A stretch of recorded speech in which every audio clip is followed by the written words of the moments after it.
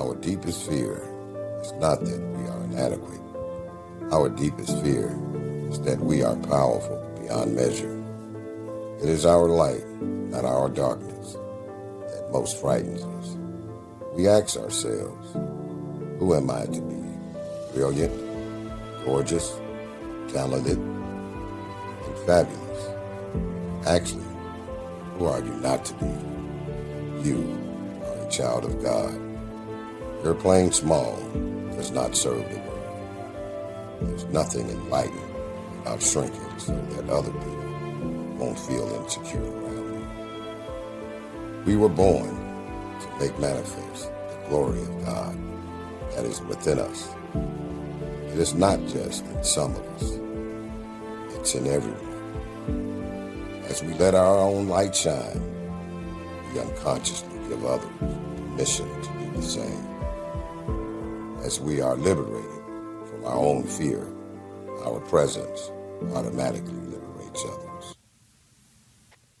Marianne Williamson.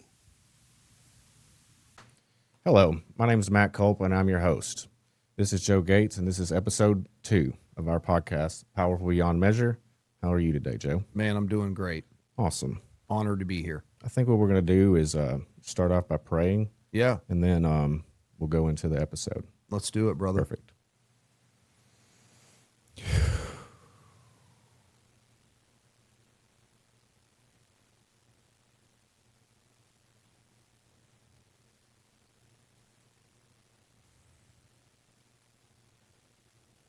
Amen.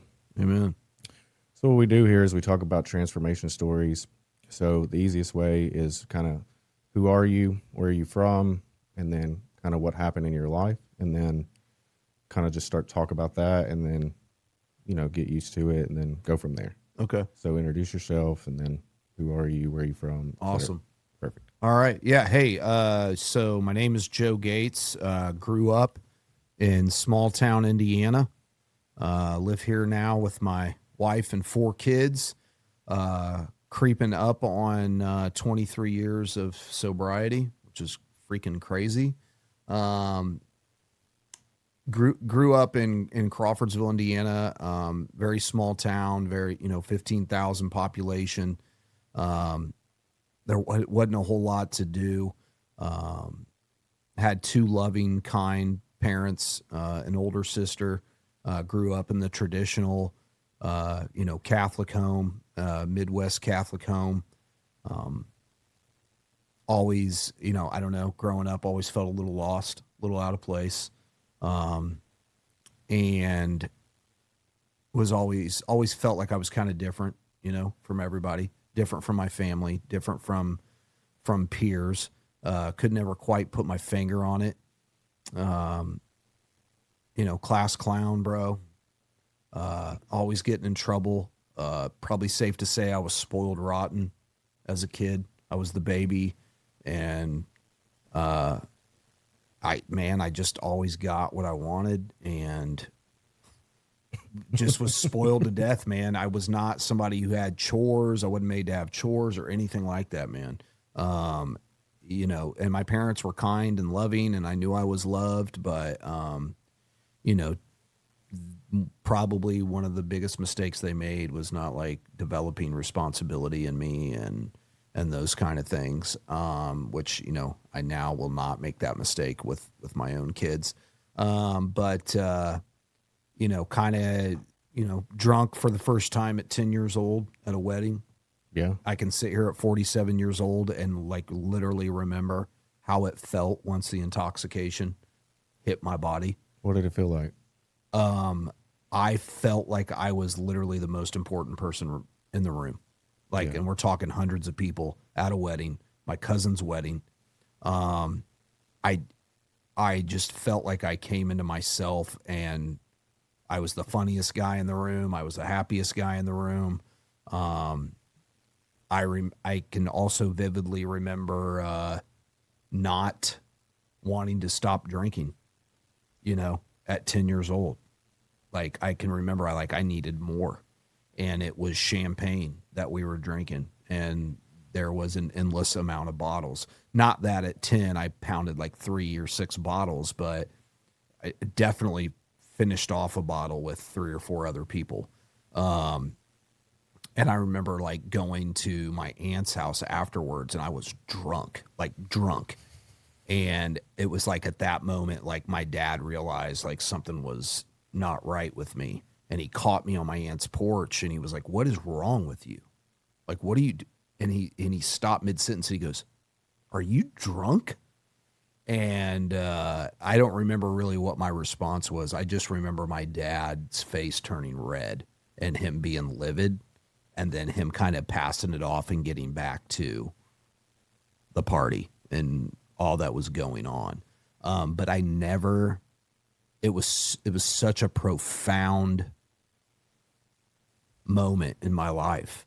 Like I can remember like every little detail, man, like sitting at the table with my cousins and like pouring the bottle into a glass and then pouring more into another glass. Like I can just remember every single thing about that evening.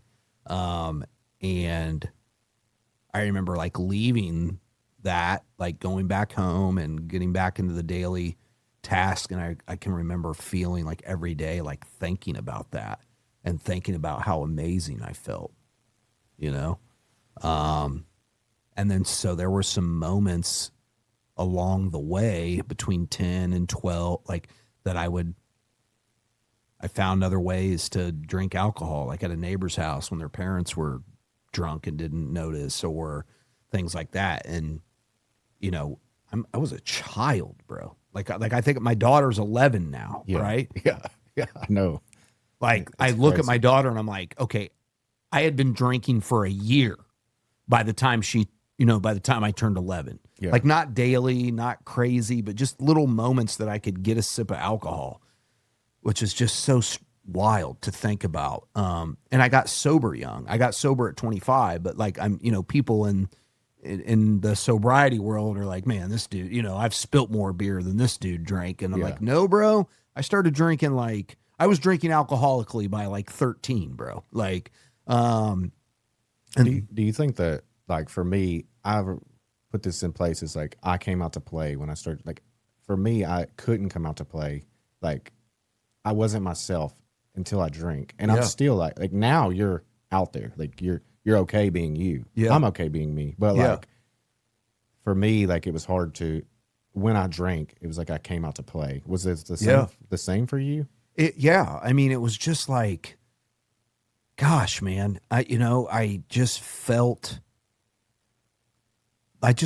hilarious. Yeah. You know what I'm saying? Yeah. And I love, as you know, man, I love making people laugh. I'm, bouncing off the wall, crazy kind of guy, but even in sobriety. Yeah, I just finally arrived, man. I mean, I felt so out of place all the time. I felt like the bad kid. I felt like the kid that didn't do good in school, and I had an older sister, and she was like straight A student, perfect kid, and she's a great person. I'm not like discounting like Miss Goody Two Shoes. I'm not saying like that. I'm just saying like I wasn't that. Like if it was wrong, I was doing that. I was doing whatever I shouldn't be doing. And so, yeah, when I found alcohol, man, and then as it went on, it's just like, bro, like I'm freaking funny. I can talk to girls. I can, I don't have to worry about anything. I can compare it to like when I was in my late teens and 20s, like I would go to a bar knowing I had to be at work the next morning. But once I drank, I was like, I'm living in this moment right now, bro. I don't care what happens after this, but I'm going to keep going because I don't want to leave this moment that I'm having right now. Cause I feel great. I feel amazing, and then I would pay the price the next day, the next morning, like going into work drunk. And so it was just in those moments, man, that I felt like that's who I was, I mean, you hear people say like, oh, I felt like Superman. I was 10 foot tall and bulletproof. Yeah. Yeah. I mean, I kind of felt that way, and I didn't have a conscience. Like I mean, my conscience, when I was in the drug and alcohol world, whether I was drunk or not, I had no conscience. I didn't care who I hurt. I didn't care if somebody died. I didn't care if I died. I didn't care about nothing, bro. Absolutely nothing. I was like godless, just godless. Someone asked me one time, like, why do they think we drink or use? So I I related it to like almost like we have like an unnerved, like we're unnerved, like an open nerve to life. Like we almost feel the pain and suffering that other people don't. So when we drink or use it, it like almost allows us to cover that nerve up. Like we're allowed to be us. Yeah. And then until we can like have that spiritual part of us like filled, Yeah. like it's almost like it's so uncomfortable to live. So Yeah. when we're out there and we're drinking and using, it just allows us to be almost as if normal people. Yeah. Yeah. Absolutely. Yeah, and I don't know what that is, man. Like I always felt that way. I think I was born an alcoholic. I really do. Yeah, me too. Because when I look at my traits before alcohol, I mean, man, I was like in a mental hospital, like at 13 years old, man. My parents didn't know what to do with me. Like I'm talking like padded room, strapped down bed, mental hospital, bro. And just a lost young man, that I couldn't feel normal. Something was wrong with me and I didn't know how to fix it. So what happened like, into your 13, 14, 15, teenage years? That's when it got crazy. I got to get a sip of water here. Okay. That's when it got, shoot. Sorry about that. Just spilled coffee all over your floor. Okay. That's like when things really, really got out of hand. So by sixth grade, like I was getting in a lot of trouble at school, getting kicked out of class, suspended, all of that. And by seventh grade, like I was going over to a friend's house every night after school and like getting drunk, bro. Like I can remember like sitting at my desk in my room doing homework, like wasted, like I could barely keep my head up. And I was fighting a lot. I was getting in a lot of fights. I was small in school, kind of like I'm small now as an adult. So people would try me, and so I don't know. I would not let it happen, or I would get my butt kicked, but I was going to go down swinging. Right. And so I was just getting in a lot of trouble in middle school, man. Between seventh and eighth grade is where I got sent to the mental hospital. I was highly suicidal in middle school, like really suicidal. And nobody could figure me out, and then like going into my freshman year of high school, my family was kind of well known in the town because my sister was like a star athlete and, just it was a town of 15,000 people, if you're like balling out of control, like basketball, softball, volleyball, like, your parents are going to the town is going to start to know in the county. And my parents were like angels. Like they just did a lot for people, a lot for their church, a lot for the city, and they were older. Like my dad was like almost 50 when I was born.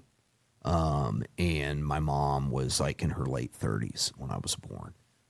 So that also had like a weird dynamic to it, like all the things that, I said my parents were loving, but I can think of like one time in my whole life that me and my dad did something together one-on-one. Because of his age, you think, or because just who he was? I think it was just who he was. Okay. His dad literally died of alcoholism when my dad was 30, and his dad wasn't a loving person. It was pretty abusive and things of that nature, but that's all I know. But my dad was also not like, son, let me show you how to do this. Son, get out there and mow the yard. Son, let me, and I found out later after my parents passed away that I'd had a very traumatic head injury at 4 years old, and I almost died. I was in a coma for 3 days. And after that head injury, my mother would like coddle me like horribly, like feeding me my cereal in the morning, like wouldn't let me pick the fork up, Matt, and when my dad would try to like get involved and be like, you got to stop or whatever, like my mom would just flip out on him. Right. So my dad, I guess, kind of gave up in that regard to like trying to make a man out of me. But we didn't have those deep conversations like, son, you needed blah, blah, blah, blah, blah. Later on in life as an adult, we would have those talks. But so I'm saying all that to say like, I was just wilding, bro. Like there was no direction. There was no like responsibility. Nobody showed me how to balance a checkbook, like nothing, bro. And I was just out there. And so by the time I became a freshman in high school, I was wilding pretty bad. I got recruited I was made almost, to wrestle for the high school. I didn't want to do it. I didn't want to play sports or whatever. But the wrestling coach there, like, I mean, literally like cornered me. It was like, you have to do this. It's a small town too. Yeah. Yeah. And I did it, and I lettered my freshman year, and was good. But between the freshman and sophomore year of high school, that summer I went to wrestling conditioning, and I went to the first day, and then I just went up to the coach. I was like, I'm done, bro. And I left that, and I just started selling weed. Like I was passionate about that, like for real. Yeah. And then that just continued to grow and grow and grow. And that's who I was. And that was my identity. And everybody in school knew if you needed any kind of drugs or alcohol or whatever, they came to me. I was that guy. And then it just, kept going from there, man. It never stopped. And I don't want to get too far deep into it, but that's how I grew up. So like, long story short, man, at 18 years old, I was arrested in the biggest drug bust in Montgomery County history, and in the paper, and was arrested the night before my high school graduation. Dang. Yeah, and that morning I was like on the paper, bro. Okay. My parents came and bailed me out that morning and brought my cap and gown in the car. Like I literally walked out of jail, threw my cap and gown on over my clothes from the night before. And I mean, they had to spend a lot of money to get me out, man. And the car was silent. Like they weren't talking. My dad was just like, put that on. And we drove to the high school, and I walked in, bro. And, bro, it was like the record, scratches, and then the whole room just turns and looks at you. Because nobody knew. Like the kids at school knew, but parents and faculty, they're just like little Joey Gates. Like, what happened? Like, your parents are great, your sister's great. Like, what? So nobody knew that. Like, that's how I was rocking, bro. And I remember going across the podium to get my diploma, man. And the vice principal wouldn't shake my hand. And, I just walked down, and, there was a chance I wasn't going to get my diploma. Then they were just letting me go through the ceremony because my grades were so bad. But I opened it up. My diploma was in there, probably because they just wanted me to get the heck out of the school. And I remember just opening up the diploma and looking up at my mom and dad and, showing them it's there. But, and, proceeded to make their lives a living hell for many more years after that, So, yeah, bro, just a lost dude who did anything that he could to be under the influence so that I didn't have to feel, how I felt. Excuse me. Sorry. You're okay. It sounds like your father was like, I don't know which generation's like the silent generation, but it sounds like he Yeah, he was raised in the 30s. fits that criteria. Yeah. Like it, when I met my first sponsor, it was almost like the father I never had. I don't know if you've had that experience, Yeah. but like he was just in my ass, Yeah. And like my dad wasn't. Pause. No, My dad wasn't. So I was like, it was almost like that thing that I needed in my life. Yeah. I needed somebody just on me, And that was the kind of sponsors that I seeked out. From the day I got sober, bro. Me too. Like I would sit in a meeting and I'm like, you hear this guy like just being intense and saying whatever's on his mind and giving direction. And if you ain't doing this, then you're wasting my time. And like, I'm like, that's the guy I need. Yeah. Like that's the guy I need. And that has been my history throughout my sobriety on what kind of sponsors I choose. Do you think that's how you are as a sponsor? You should ask somebody. They know. Yeah. Yeah. And the other way I am is when I'm sponsoring somebody, it's like, bro, I got 4 kids and a wife and I work 12 hours a day. Don't waste my time. Yeah. This isn't a joke. This is real. So I'm going to feel you out for about a week or two and kind of see if you're worth my time.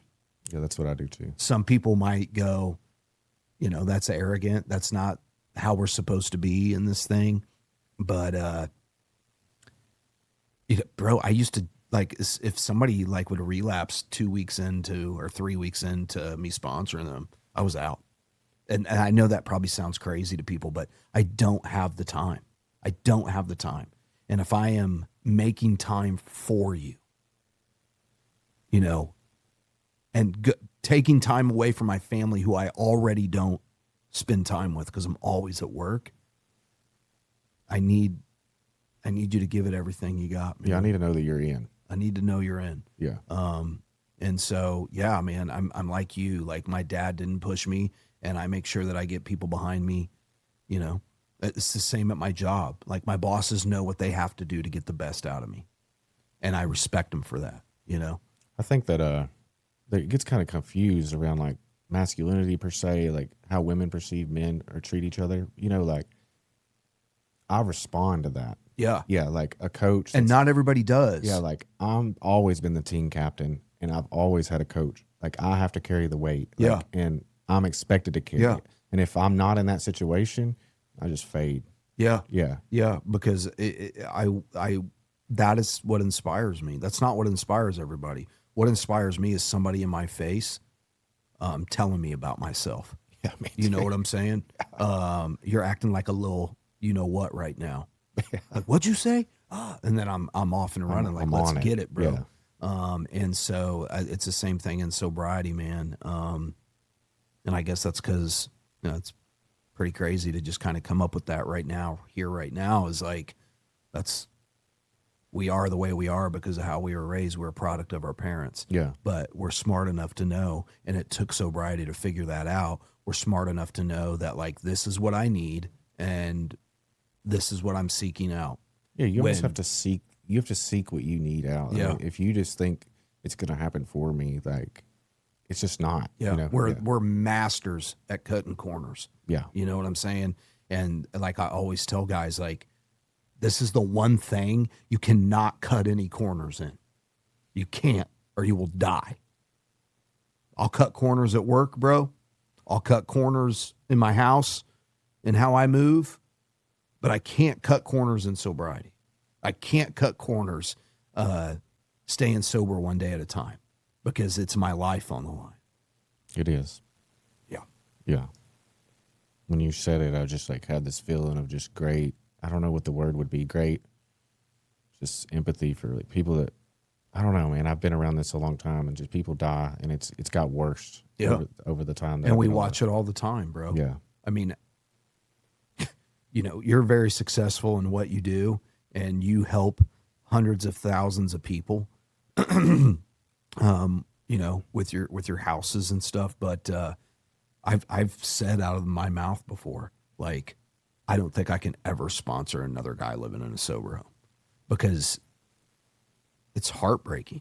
It is. You know what I'm saying? I'm like, brother, like I've sponsored people that like live in sober living homes, and I've gotten that phone call. Hey, they just found so-and-so dead in a hotel room.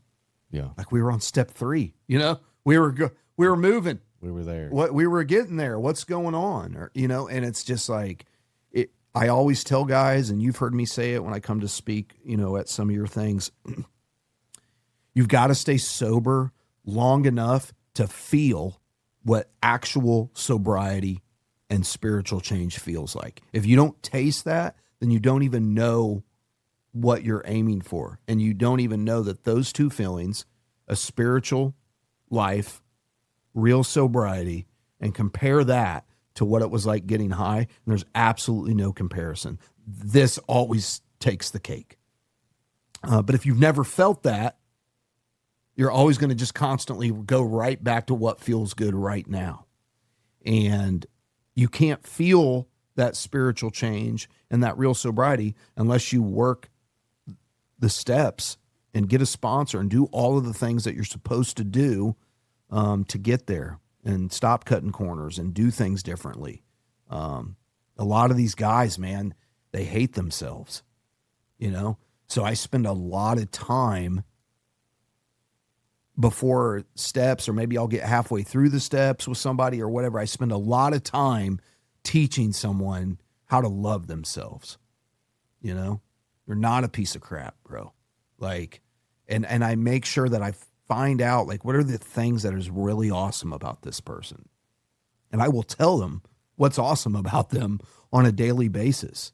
Like, we meet guys sometimes, Matt, that like blow our minds. Like, dude, this dude's like smarter than I am. Yeah. This dude's a freaking genius. This dude is so personable and you know, is so great with people or whatever. And they don't believe it. They don't believe any of that about themselves. And we're on the outside looking in. And, you know, then they go back out, man. Or, you know, they die. They never make it back in. They go to prison, whatever, man. And it's hard to watch, but, you know, we were there too, bro.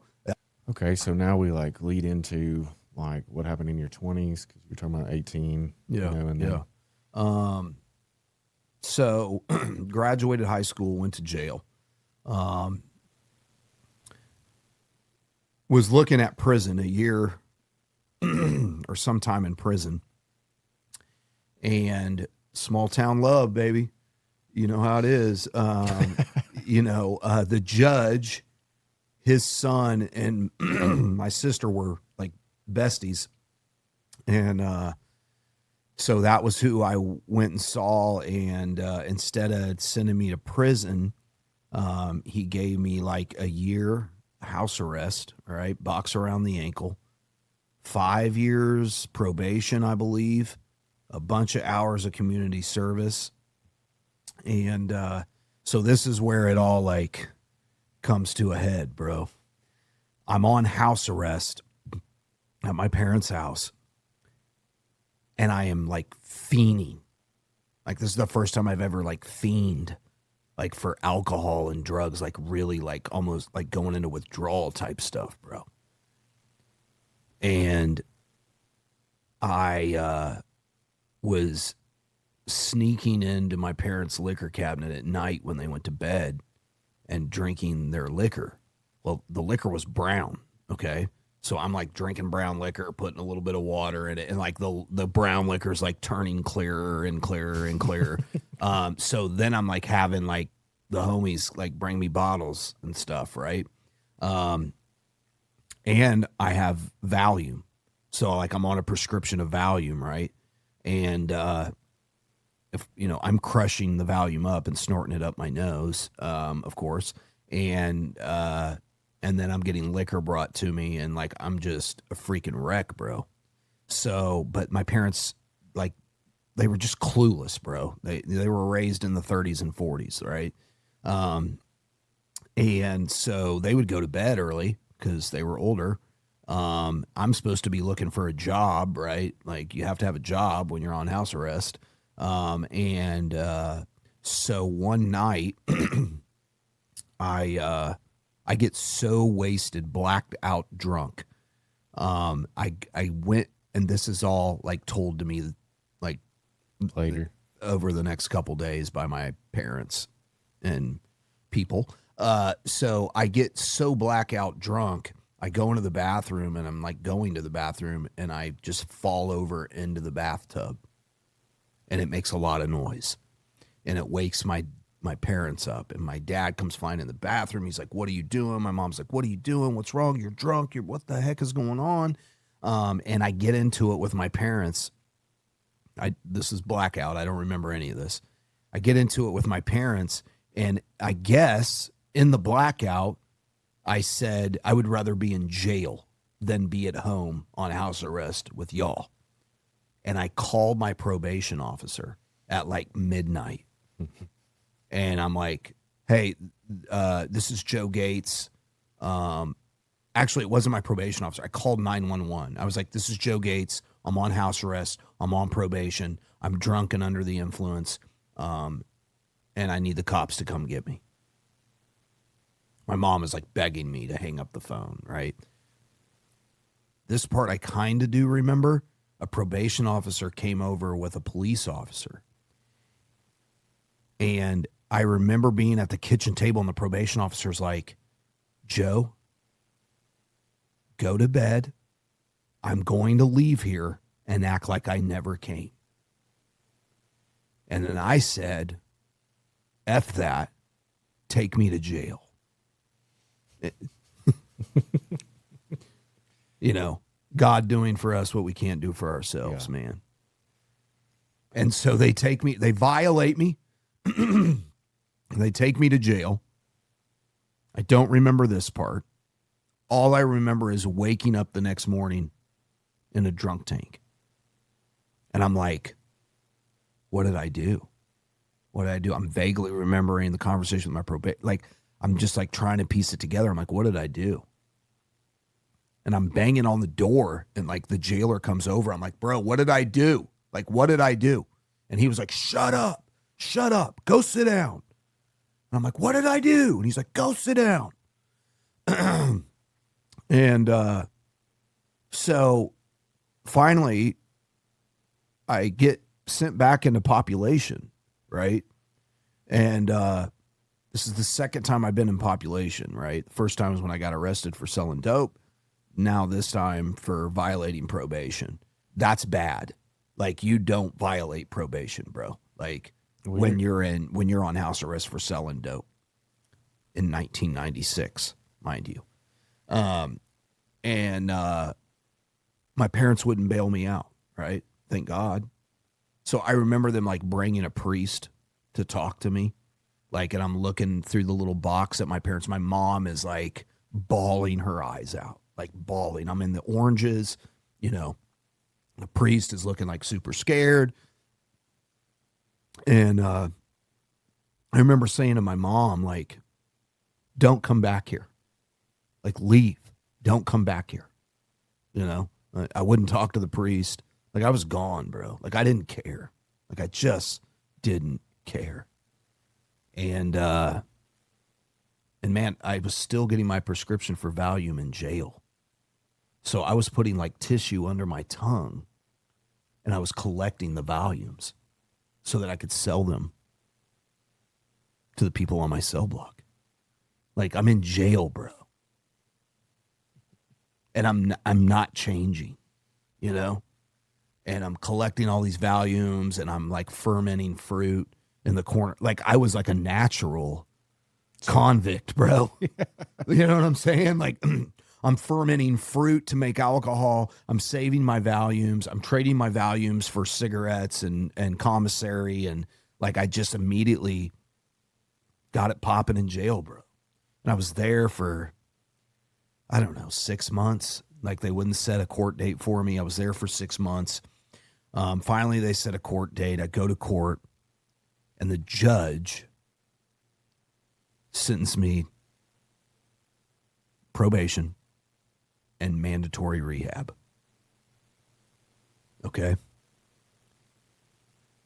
And so I go to rehab, and I get introduced to you know, the little organization that we belong to today.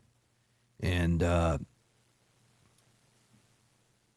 remember my first meeting, and they were making everybody talk, but it was a meeting where people could come from the outside and like go to the meeting. And so you had like all these super sober people like coming to the meeting and, you know, all that. And it was my turn to talk. Okay. This is after the house incident, after jail. You know, I was drinking my dad's Listerine when I was on house arrest to get a buzz off alcohol. All of this crazy stuff, man. And I stood up and I said, my name is Joe. I'm not an alcoholic. I don't have a problem. And I'm only here because the judge sentenced me here. Were you supposed to stand up?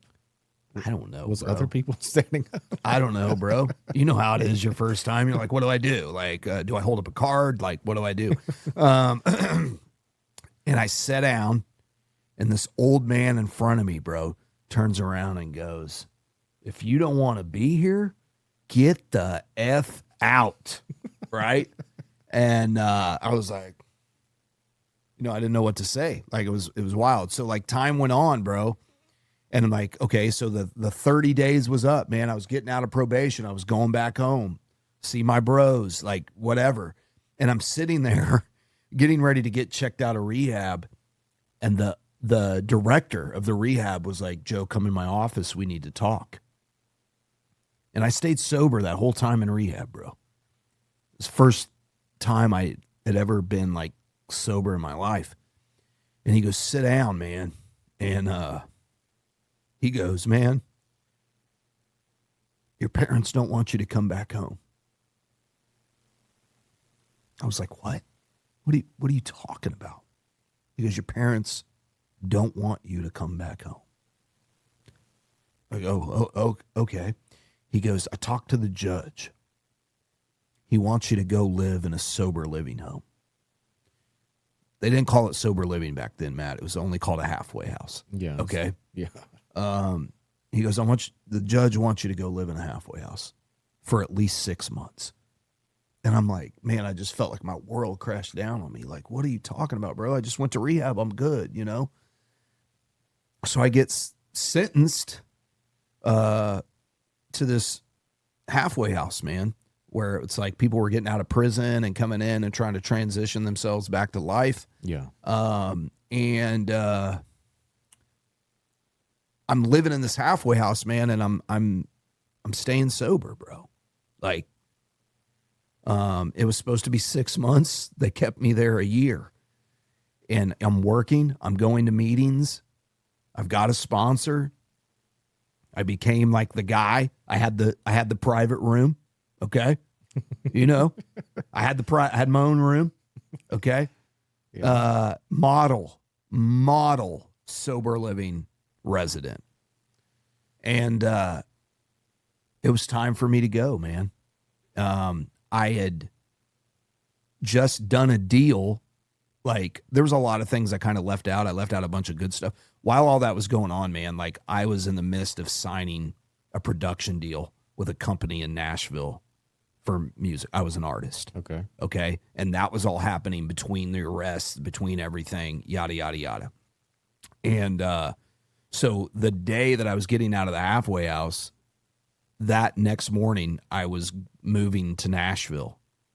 So good things. To sign this deal, right?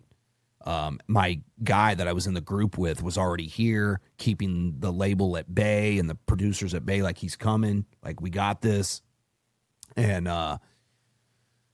so the day I get out of the halfway house that morning, I'm going to Nashville the next morning. I have these two chicks pick me up from the halfway house that I had met in the city that I was in, right? I was in Lafayette, where Purdue University is. And I don't remember how I met the chicks. Maybe I worked with them or something, but they were two, like, smoking chicks, right? And then they take me, bro, to this dude's house in Champaign, Illinois. And they're like, we're going to the club tonight. And I'm like, bro, I just walked out of this freaking sober living home. And I'm like, word. We go to the club. I get freaking hammered, like, just annihilated. And then They take me home in Crawfordsville, Indiana, to my parents' house so that my parents can take me to Nashville the next morning. I slept in the vehicle the whole way. I went to sleep in the driveway and I woke up in Murfreesboro, Tennessee, like literally. Okay. And got here, not sober, bro. This is how I'm here. Like, we're here right now because of this situation. And man, it just immediately jumped back in, brother. There was a band waiting on me.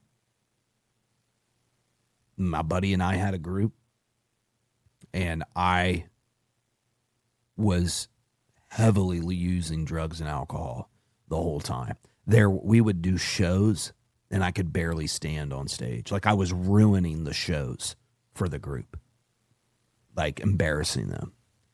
And they kicked me out, bro. Like, the whole reason I came here, right? They kicked me out, and so I became like a solo artist, right? But just a freaking mess, bro. Selling dope, all this. I get arrested. Anyway, I get arrested in Tennessee. I start my arresting career in Tennessee, and I go to jail in here, 940, the beautiful 940 building, jail building here. And then I got 2 DUIs back to back. I'm leaving a few things out, but whatever. I get 2 DUIs back to back. Anyway, I ride out that probation. I go to meetings here and there, Manny, go here and there. And went back out, but this time, man, I was in a rap group. And I remember one of the dudes in the group, I was selling like quarter bags and ounces to people, right? And he looked at me one day and he goes, bro, if you're going to do it big. And it was like the most profound thing I'd ever heard in my life. Like, he's right. If I'm going to sell dope, like I need to go big or go home. I mean, I think it's the same charge up to 99 pounds. It's the same charge. Now. Yeah. Not in 99, bro. Not in 1999. I mean, if you were a marijuana dealer in 1999, you were as bad as a freaking crystal meth dealer. Okay. But I went big. Like, I went like getting ecstasy pills from the chemist, making them in Atlanta big. Okay. And so dude fronted me my first pound of marijuana. Okay. And I split that into 4 quarter pounds, and I sold each one of them. And then I just kept going. And then I got in the ecstasy game. And I was getting like 1,200, 1,300, 1,500 pills at a time for like pennies on the dollar. And you're too young to know this, but in 1999 and 2000, you could sell one singular, like y'all call it Molly now, but back then it was called ecstasy. You could sell one singular pill for $25. I was getting the pills $1, $2 a piece, sometimes 80 cents. And I was killing it.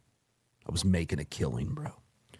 And, but I was so deep off in drugs and alcohol, man. Like, it didn't even matter. Like, I was going to clubs and like buying shots for the entire club. Like, just, because I wanted to feel special, bro. I wanted to feel like the man. Yeah, that's what I was going to ask you. You think it was the identity or the drug? You know what I'm saying? Like, yeah. The identity is like where, I guess people sometimes get attached to that identity. Like, I'm something, Yeah. It's still a problem. It's still a problem. 22 years sober. It's still an issue. I gotta be the guy. I'll work on it, man. I'll work on it. That's all I can say, but yeah, I wanted to be the man. I not only wanted to be the man, but I wanted to be somebody that people feared. I wanted to be somebody that people knew if they crossed me, it was like finito for them. I wanted to be that guy, bro. And I believe I was that guy. I believe I became that guy. So I had just gotten off probation, and I was pulling out of an apartment complex, and I had about 6 pounds in my trunk. So I was driving, and I had 6 pounds of marijuana in my trunk. I was driving down what is now Martin Luther King Boulevard. Okay, you know that area. You got some houses over there. At the time, I think it was like Minerva or something like that. I was sitting here trying to think what it was. They changed it. Mercury. Was it Boulevard, It was Mercury. I pulled out of this apartment complex. I had like, I don't know, man. I had over 1,000 ecstasy pills on me. God. Okay. Yes. And I also had an illegal firearm on me. And I got pulled over. It's like 5:30 in the morning, bro. Like I'm driving on my way back into town. I had just hit like where that Dollar General is there. I'm right behind that Dollar General, I believe. And I get pulled over. And I, in my mind, because I'm high, bro. I'm high. I'm kind of drunk, but I'm mostly high. And like I was smoking in the car. I mean, and it's just not like it is now back then. Like marijuana was looked at just like any other narcotic. And then ecstasy was looked like you were driving with death in your car. Okay. I mean, the sentences for ecstasy were profound. Life sentences. And I just remember thinking, like, as he was sitting in his car and the lights were going, the sun was coming up in front of me, bro. It's like 5:15, 5:30 in the morning. And I'm sitting there and I'm going, my life is over with. That's what I'm thinking in my head. I am done. I am going to prison for the rest of my life. And that thought came into my head, and the next immediate thought was, you should shoot yourself. The next immediate thought after that was, should I shoot the cop and take off running? The next immediate thought after that was nothing, because the cop was right there in my window. Okay. They move quick. Yeah. And my window was cracked like this far. Like how I came out from behind the mic so you could truly see how far the window was cracked. And he's like, I need to see your license and registration. And I hand him my license, and I go to like shuffle and find my registration, because what drug dealer, drug addict has his registration readily available? None. And he's like, don't worry about it. Don't worry about it. Just sit still. And he's looking at my license, and he starts looking at me, bro, like In your soul. he's looking through me. And he was like a younger dude. At the time, he was an older dude. Like he was probably 30s. And he looks up at me, and he looks back down at my license, and he looks back up at me again. And he goes, roll your window down all the way, Mr. Gates. And I roll my window down. And he sticks his head all the way in my car. And I'm like, is this cop getting ready to make out with me? Like, what's happening here? And he sticks his head all the way in my car, like almost nose to nose. And he puts the license in my hand, but he like puts it like he's putting it forcefully in my hand. And he goes, Mr. Gates, go the F home. And he turns around and walks away. And I'm sitting there like frozen, bro. Like, what just happened? Like, what is happening right now? Like, is he going to fall? Like, I'm frozen, bro. And then I felt what I now know, what I call the Holy Spirit, just reign over me, bro. Like, I just felt God, like, just cover me, bro, with only, like, the love that, like, God can give. And I just started crying. I just started crying, man. And he pulls off, bro. And it was like everything was in like slow motion. Like, and he just pulls off and like rides into the sun. And I put my car in drive, and I rolled up my window. I probably drove back to my apartment at 10 miles an hour because I could barely drive, because I was so struck with God's love and God's presence. And without any thought, I went home and I called the weed guy. And I said, I need you to come get this. You don't have to give me my money back if you don't want to. I don't really care. And he came and got it. You know, I mean, he was like, "What are you doing, bro? Like, what?" I was like, "I'm done, bro. I'm done. Like, come get it." And he came and got it. And I called another guy in town that was much closer to, as far as relationship wise, with the ecstasy provider. And I said, "I need you to come get this and call so and so and let him know you have it. And I'm done, bro." And then I gave that gun to a friend's roommate, like a few weeks later. And I never drank another drop of alcohol. Okay. There was like a few moments in early sobriety where like I literally, my back went out and like somebody kind of had to help me through like prescription narcotics and whatnot. And I dove into sobriety, not by my own power. It was like God was forcing me. It's like a push. Like a push, bro. Yeah. You know, the push that I wished everybody could feel. You know? I feel like until it's there, you're not going to get it. You know? Yeah. Until that push is there. Yeah. I wish everybody could just feel that push. But, and there was just, you know, there were so many things that happened along the way, man. The cop that arrested me for selling dope, my best friend back home in Indiana, while I was in jail for that, shot that cop, bro. Like crazy things. Shot that cop. Didn't kill him. Got sentenced to 35 years. Served 15 because he got 4 degrees while he was in prison because he was that smart. Dang. Definitely qualified as one of us, probably. Got out of prison. Would call me here and there. In 2020, in 2016, he called me. I have 2 kids by now. I'm married. He called me and said, "I'm on the run. I'm in Atlanta." That's where I was living at the time. "Can I come stay with you?" And I said, "Travis, I have a whole family here, man. I can't harbor a felon on the run." And he would just call me throughout, and I would always try to talk him about getting sober and whatnot. He didn't want to hear it. And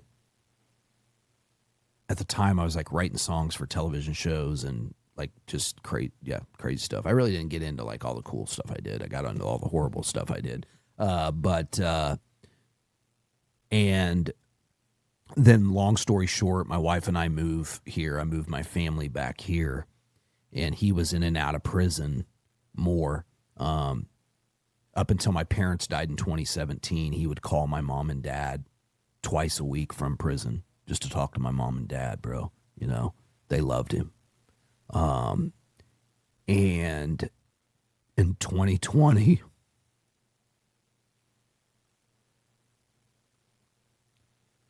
I was sitting on my porch, and his mom called me. 'Cause man, it's like, dude,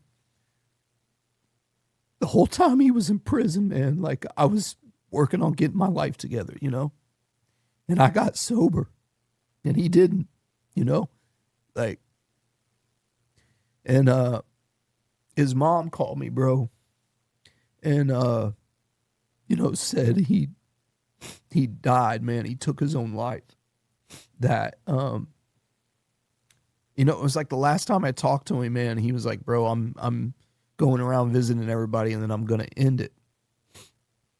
You know, and I was like, "Bro, please don't do that, man. Like, give me some time. I'll come up to Indiana, man, and like stay with you, bro. Like, take you to meetings or something, man. We'll work this out, you know." Like, this was my childhood best friend, bro, from like kindergarten to my senior year in high school, man.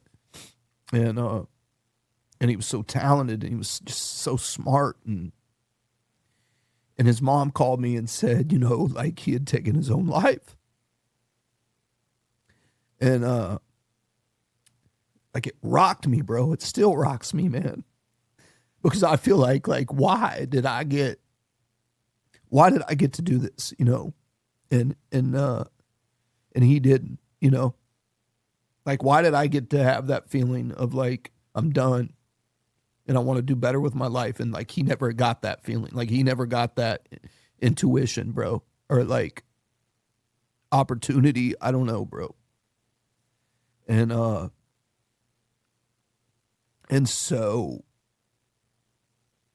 my wife, all she knew of this guy was like, this was the guy that called me every now and then. This was like the dude on the run that wanted to come stay with us. Like, she didn't know him, you know what I'm saying? But she had to watch me like crumble, bro. Like, I still can't talk about him without falling apart, man. I'm also not afraid to cry on camera or in front of anyone. I will still set it off, bro. So it was like a day later. God, I found a book in my house, man, through some stuff that my parents left called Travis and I that I wrote in first grade, or like first or second grade. Dude. And it was the book I wrote and drew the pictures was like all about how Travis and I like to play and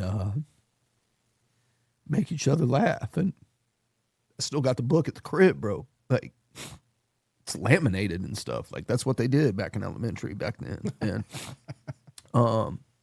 And I wrote a song about him, man. Like, I wrote a song about him, like, with like 2 weeks after I got back from his funeral, man. It was like, and I haven't released it. Like, it's in my phone, bro. It's recorded. It's like produced by a Grammy-winning producer. Like, it's done, bro. And like, I haven't released it. I don't know why, but I went to his funeral, man, and it was like one of those moments, like oh, the guy that made it is coming back, like.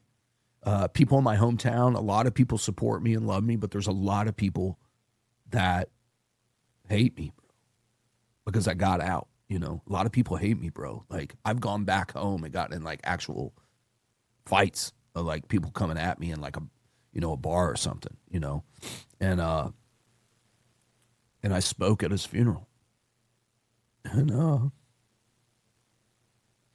and I got to talk about who he was, bro, like as a person, his art. But it tears me up. The reason I'm emotional is because, like, and that dude, like, I didn't ask him to go shoot the cop that got me. You know what I'm saying? Like, he was just crazy like that. Like, oh, you got my boy, And he loved me, bro. And he robbed a lot of people, like back home. People hated him, bro. He was a menace. But he never did me wrong, bro. He never did me wrong. Always did right by me. Never did me wrong, bro. He was like just got out of jail for robbery one time, and my mom gave him a job at their church. You know what I'm saying? Like, he never did my family wrong, never did my parents wrong. Like, he will rob you, rob your kid, but like not us, bro. Not the Gateses. So like, I didn't care. I'm not one of those people that like, I've never been one of those people like where like, somebody does you wrong, but doesn't do me wrong. But like, oh, they did you wrong. Like, I'm not going to talk to him or whatever like that. Like, I wanted to help him, bro. Like, I wanted to help him get sober, man. Me, And, God bless Travis Fitzpatrick, man. God rest his soul. Yeah, so this stuff comes back, bro. My past will crop up now and then. We lose friends, bro. Yeah. My daughter, I was getting ready for a funeral one time, man. I put a suit on. I had a suit on, and my daughter, not knowing, bro, 3 years old, had no idea where I was going, what I was doing, walked in the bathroom and said, "Daddy, whose funeral are you going to today?" So we lose a lot of friends, man, and I don't want to die, bro. I want to live. I want to help people. more than anything in the world, bro. I'm as bougie as they come, bro. I like brand names and designer stuff or whatever. But dog, I want to help people, man. More than anything, dude. More than anything. So yeah, I mean, sorry to get all emotional and long winded, but You're all right, man. this stuff ain't no joke, bro. You know? When you were talking about the car and getting pulled over by the police, before you had brought up the Holy Spirit, like I felt like in the room. I felt spirit, Yeah. And like, I don't know, man. It's real to me.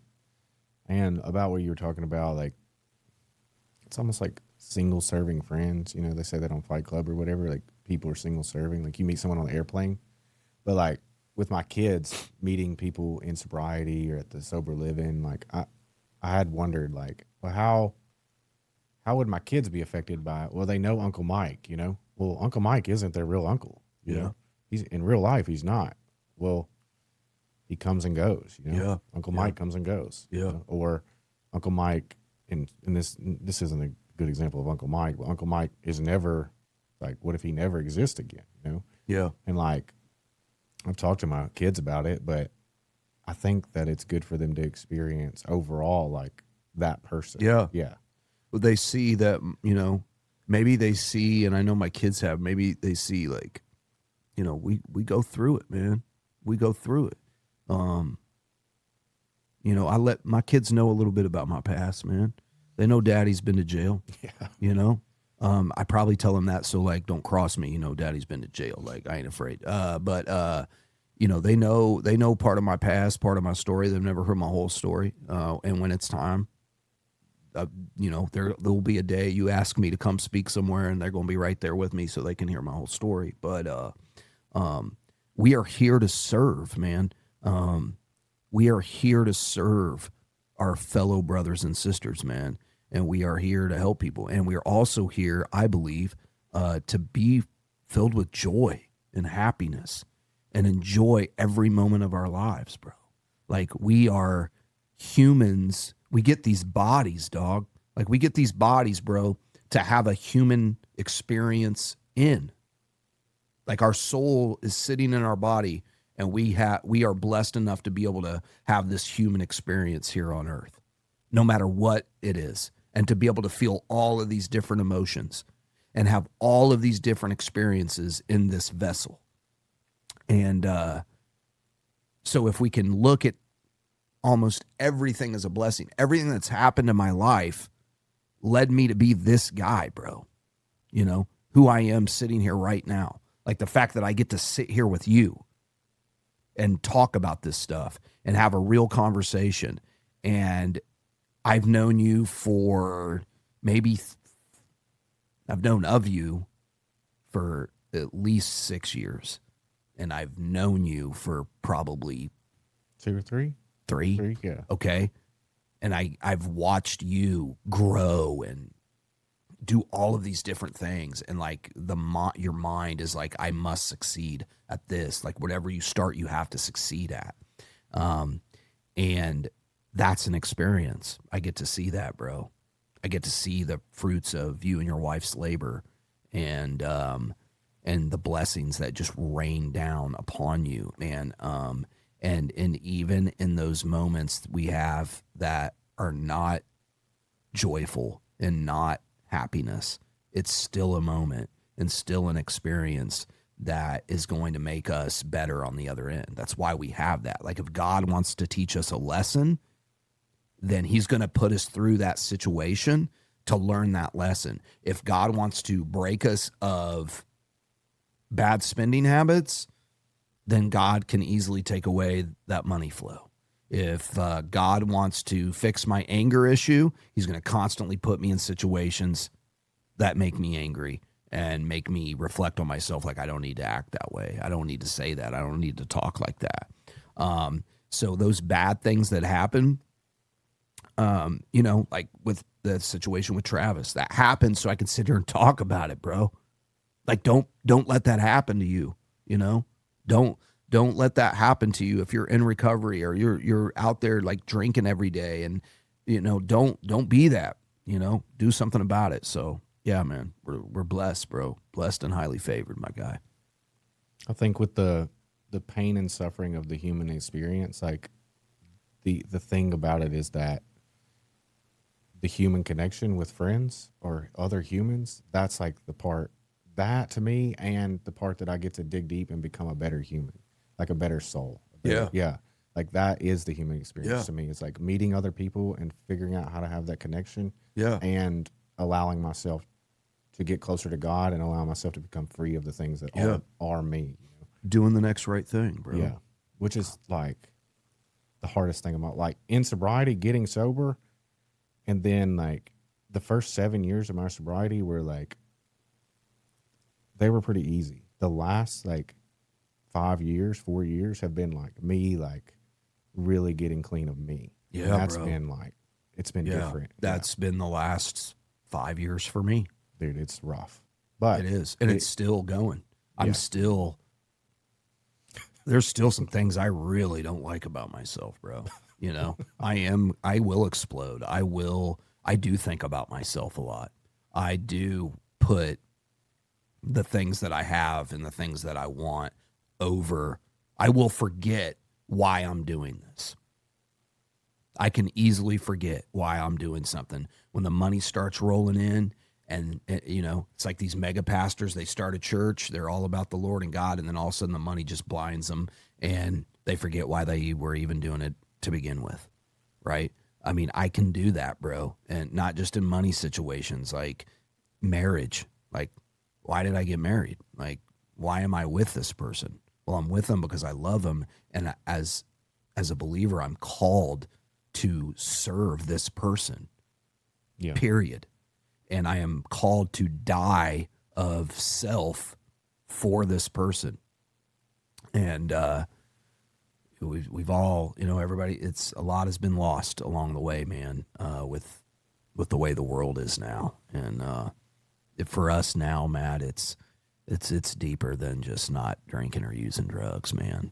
Like, I love the journey of every next level of spirituality. Like, how selfless can I get?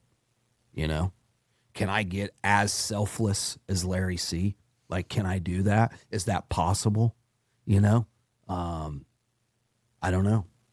I don't know, man. But so every guest we ask this one question at the very end is, and it comes from the poem, which is the powerful beyond measure thing. It's our greatest fear is that we're powerful beyond measure. That's the start of the poem, but it's what is our deepest fear is the question.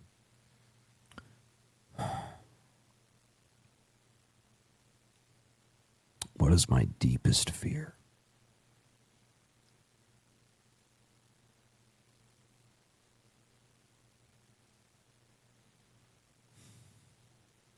Man, should have let me know that last night so I can prepare. No, I'm just kidding.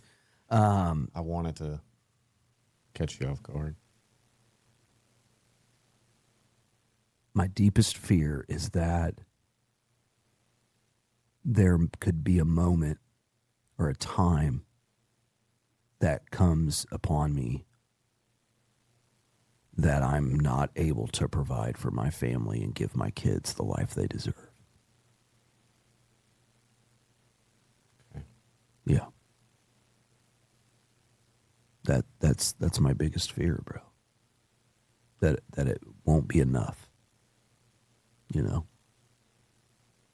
So that I'm not going to do enough. You know? Is it that you're not enough or that you're not going to do enough? You know what I'm saying?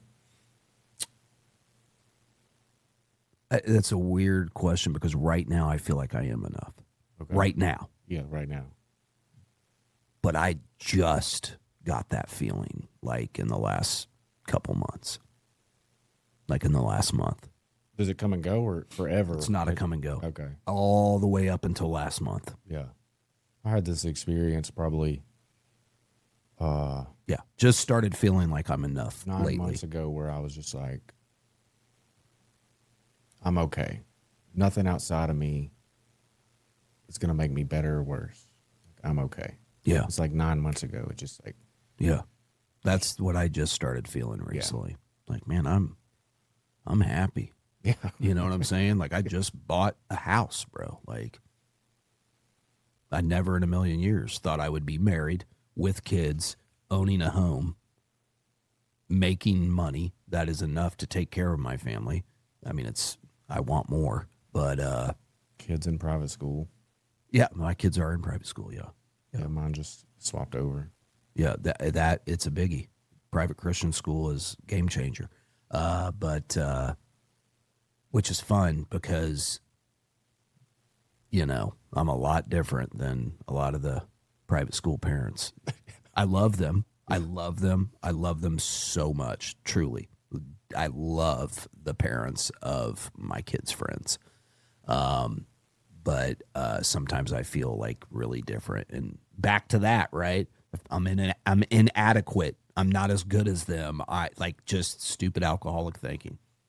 I feel weird around them sometimes. I feel out of place. I feel like I live in And that's me. I live in a good neighborhood, and it's been Yeah. it's been different for me. Yeah. Like experiencing. I don't feel like that. I don't feel inadequate. I feel the opposite. I feel Like you're better than everyone else around you. I feel What am I doing with these vagabonds and peasants? I feel they're vanilla. Like I feel like they've never walked through fire. I feel, what are we gonna talk about? Like Yeah. like it just, I don't know. It's something I've had to work Yeah. for. Like it's I'm with you. I'm with you. there's And, no but I grit. also have to remember, I think about this a lot. They have not experienced what I've experienced, and they have not had the lives that I've had. But whatever they've had in their life was a big deal to them, yeah. was rough, was hard, and relatable. Yes. The longer I've been in sobriety, the more I can relate to the lady that just drank and hid alcohol in her closet. Yeah. Yeah, the mom that Yeah. like the longer, I don't know, like it's just the more I can. And another thing that's happened is the more that I can relate to Bill himself. Yeah. Like when I first got in, I was like, I don't know, stockbroker, mid Yeah, 30s, yeah. just. But the longer I've been like, dude, I'm Yeah. him, Like Bill was like successful egotistical while drinking, but you are as selfish. successful now as Bill was before he got all the way sober, right? It's more like the feelings, how he thinks, how Yeah. yeah. It's just like Yeah. I can really get with, Yeah. I can understand him more. God bless you. And then I like this lady, her name's Kim in AA. Like she just, this person, I understand her. Yeah. Yeah. Instead of like, at first it was like, no, I'm different. Like I was under the bridge. I was homeless. Yeah. Yeah. I'm this person. I can't really get with her. Yeah. But now it's over. The longer you stay sober, the more you realize like everybody in the rooms, like we all have so much in common. Yeah. Not just the drinking, Not just the drinking. the anger, the emotions, that like all The of it, bro. ego, The the- ego, yeah. all of it, bro. Yeah, it's crazy. And I mean, you know, I'll say this, bro. You know, we were joking about it, but being around those guys, you know, those people at private school, those private vanilla, school dads, all that, man, they motivated me. Like, I don't think I would own a home had I not met them, Okay. because I was tired of going to their nice houses and being like, what am I doing? Like, I literally had like a moment, like coming home from one of their homes one night where I was like in my head, like in the car driving my family, like emotional and going like, dude, you got to do better. You got to do better for your family. And some people might like, no, bro, you're doing the best you can. Don't think that way. No. Like, my kids deserve the world. My wife deserves the world. I want better for my family. I want better. I want better like these dudes have better. And they're not arrogant. They're humble. They're nice guys. Like, they don't, big, but they got it figured out, bro. They got it figured out. You figured out, right? Some things figured out.